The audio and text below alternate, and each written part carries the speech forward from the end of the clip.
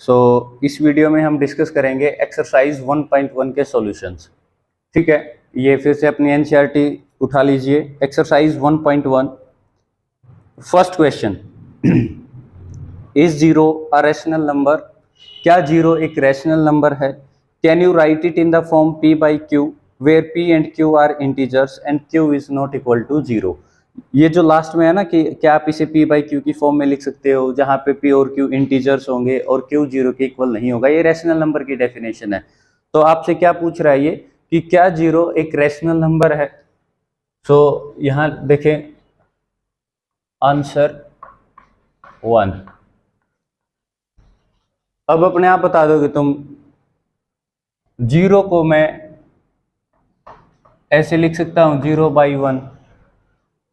बोलो, जीरो को 0/2 लिख सकता हूं,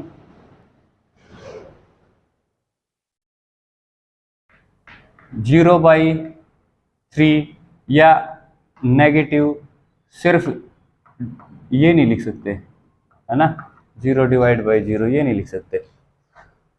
तो जीरो को p बाई क्यू की फॉर्म में हम एक्सप्रेस कर सकते हैं। अब रैशनल नंबर देखो, रैशनल नंबर की डेफिनेशन क्या होगी कि p और q क्या होने चाहिए?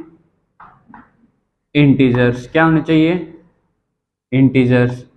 और q जो है ना वो जीरो के इक्वल नहीं होना चाहिए। q जो है जीरो के इक्वल नहीं होना चाहिए। तो q की जगह आप कोई भी इंटीजर यूज कर सकते हो एक्सेप्ट जीरो। अब देखो, इसमें p 0 है, q 1 है, इंटीजर हैं दोनों, यानी कि p बाई क्यू की फॉर्म में हमने इसको एक्सप्रेस कर दिया, इस फॉर्म में कर दिया ना इसको एक्सप्रेस। p और q दोनों इंटीजर्स हो गए और q क्या है? जीरो के इक्वल भी नहीं है हर एक में। तो ऐसे हम लिख सकते हैं इसको, जीरो को। तो zero can be expressed in the form p by q where p and q are integers and q is not equal to zero, hence it is a rational number. तो सबसे पहले इसने पूछा कि is zero a rational number, तो आप लिखेंगे yes, zero is a rational number. Reason क्या बताएंगे? Because it can be expressed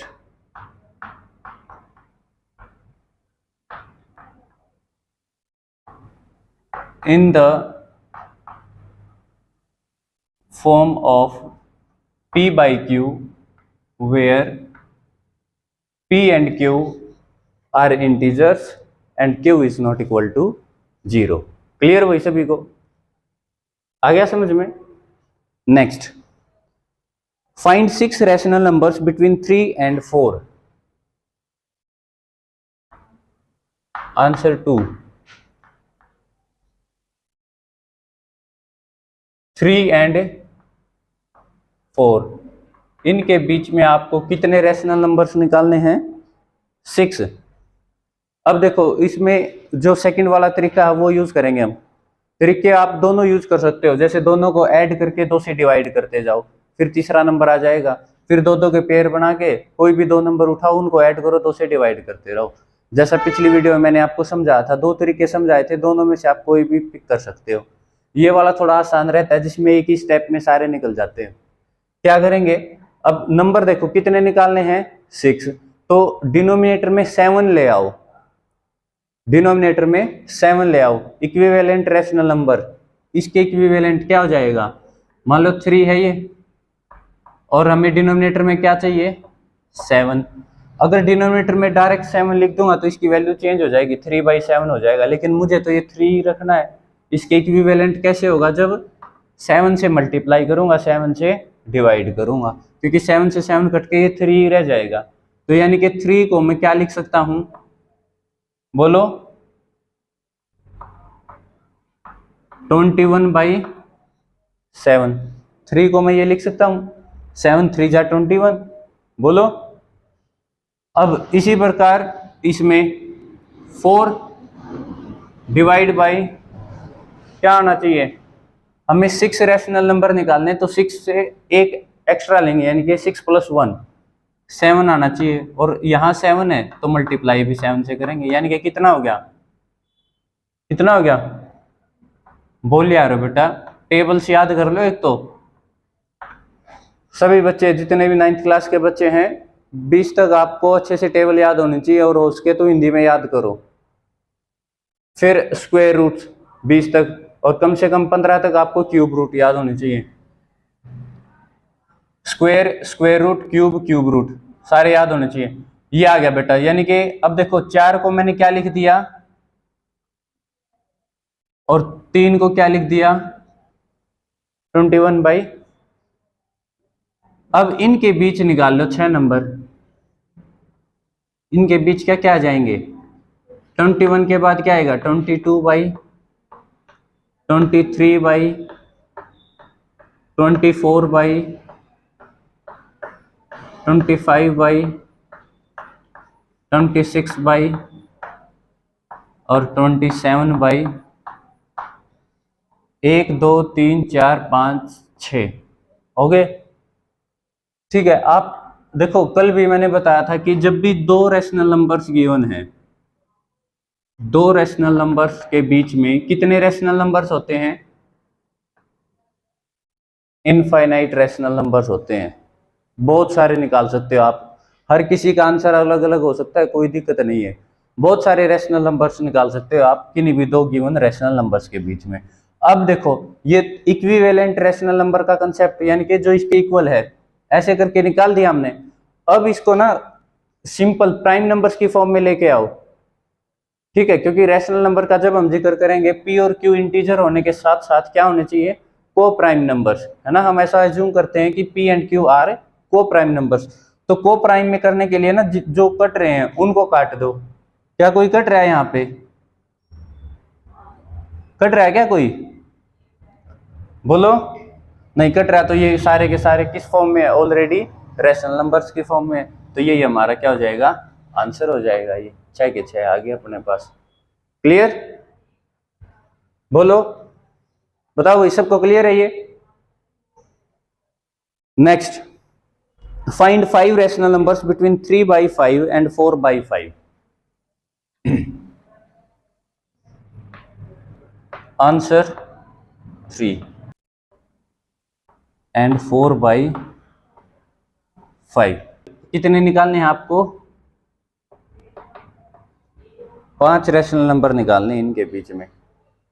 ठीक है, अब 5 निकालने हैं तो डिनोमिनेटर में कितना होना चाहिए? 6 होना चाहिए, एक एक्स्ट्रा होना चाहिए। तो एक एक्स्ट्रा करने के लिए, यानी कि यहाँ पे 6 होने के लिए क्या करेंगे?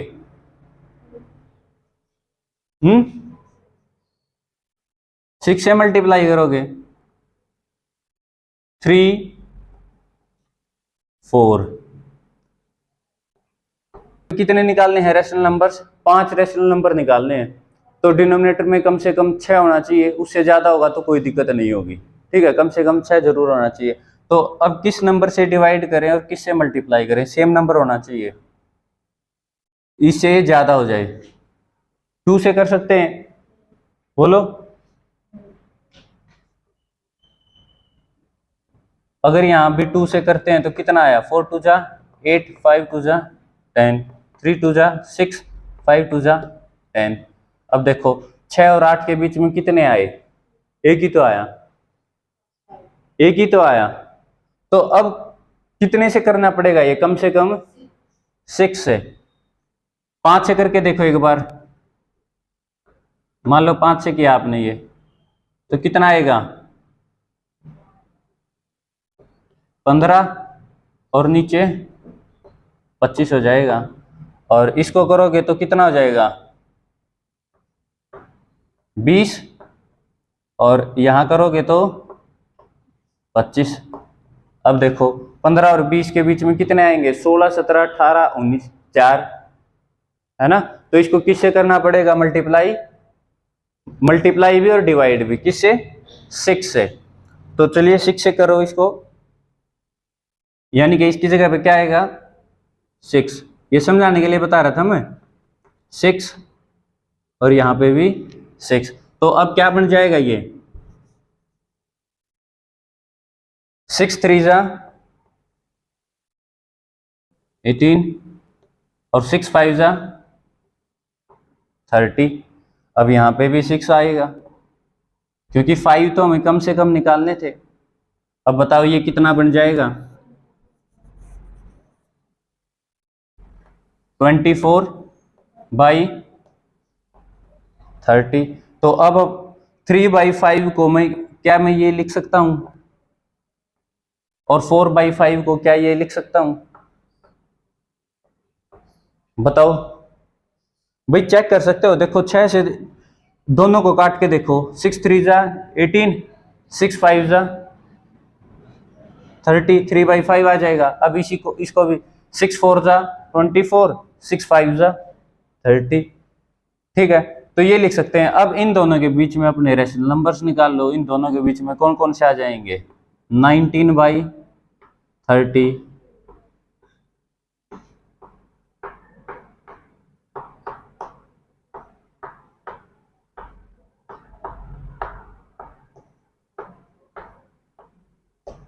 कितने आ गए, 1 2 3 4 5।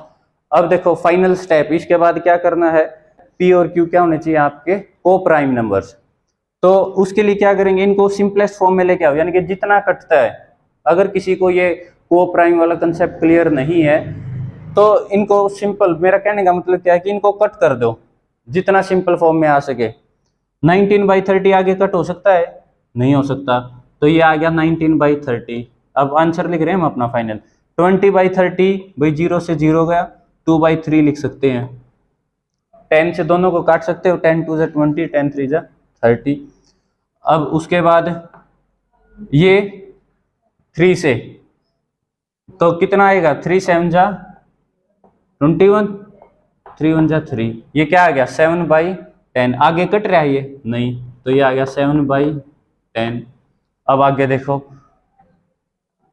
2 1 जा 2, 2 1 जा 2, आगे कट रहा है ये नहीं, तो ये आ गया 11/15, और ये 23/30।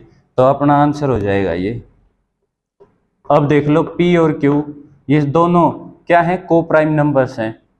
को प्राइम नंबर्स क्या होते हैं, जिनमें जो कॉमन फैक्टर होगा वो क्या होगा, सिर्फ 1। ठीक है, क्लियर। नेक्स्ट देखें, state whether the following statements are true और false, give reasons for your answer. True false बताने आपको, क्या ये फॉलोइंग स्टेटमेंट्स ट्रू हैं या फॉल्स हैं। Every natural number is a whole number, कि क्या हर एक नेचुरल नंबर होल नंबर होगा, बताओ।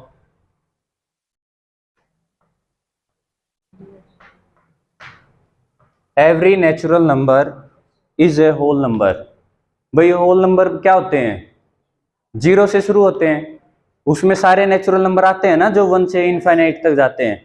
तो क्या होगा, यस, क्या लिख देंगे आप, yes every natural number is a whole number.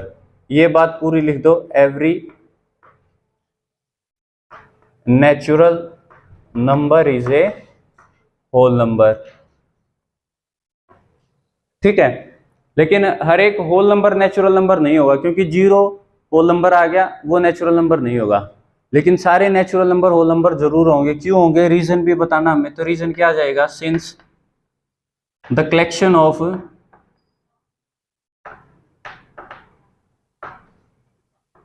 whole numbers contains all the natural numbers, कि जो होल नंबर्स का कलेक्शन है उसके अंदर क्या है, सारे के सारे नेचुरल नंबर्स आते हैं। नेक्स्ट देखें, every integer is a whole number, ये फर्स्ट था। सेकंड, ये कह रहा है कि हर इंटीजर एक होल नंबर होगा। क्या हर एक इंटीजर होल नंबर होगा, बताओ। Every integer is a whole number, integer की डेफिनेशन याद करो। इंटीजर जेड से रिप्रेजेंट करते हैं, और इसमें क्या क्या आते हैं, पॉजिटिव नंबर्स आगे आपके, नेगेटिव नंबर्स आगे अलोंग विद 0, सारे के सारे ये बन जाते हैं इंटीजर्स। लेकिन होल नंबर्स कहां तक होते हैं, 0 1 2 3 4 ऐसे होते हैं होल नंबर्स तो ऐसे ही होते हैं ना। तो क्या जो नेगेटिव नंबर है, मान लो -5 है, क्या ये होल नंबर है? नहीं। तो -5 क्या है? एक इंटीजर है, but is a integer not a whole number. तो आंसर क्या लिख देंगे? नो, कि हर इंटीजर होल नंबर नहीं हो सकता। एज -5 एक इंटीजर है, ठीक है, नेगेटिव नंबर है ना, ये इंटीजर है और ये एक होल नंबर नहीं है। क्लियर? नेगेटिव कोई भी नंबर उठा लो आप, ठीक है। नेक्स्ट है every rational number is a whole number. क्या हर एक रैशनल नंबर होल नंबर होगा? Every rational number is a whole number. देखें, रैशनल नंबर जिसको हम p बाई क्यू की फॉर्म में रिप्रेजेंट करते हैं, क्या वो हर एक होल नंबर होगा? बिल्कुल नहीं होगा। क्यों? क्योंकि रैशनल नंबर्स को हम, because rational numbers can be fractional. तो रैशनल नंबर तो फ्रैक्शन की फॉर्म में भी हो सकते हैं, बट होल नंबर्स